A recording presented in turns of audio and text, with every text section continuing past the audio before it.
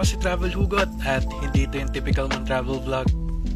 Papunta pa rin tayo sa Katiil, Davao Oriental. Pero bago bumiyahe, nag-almusal muna ako. Maraming salamat kay Kuya sa napakasarap na fried chicken at halang-halang. Isa sa misconception ko dati sa Mindanao ay yung daanan. Akala ko mahirapan ako sa biyahe pero iba pala dito.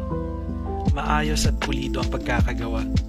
In fact, sa sobrang luwang ng daan, eto si Piki, naglalaro na sa kalsada. At may nakita nga pala akong resort dun sa baba, kaya pinuntahan ko na. And as usual, tahimik na naman yung lugar. Hindi ko alam kung nagkakataonan tong mga ganito o sadyang iniiwasan lang ako ng mga tao.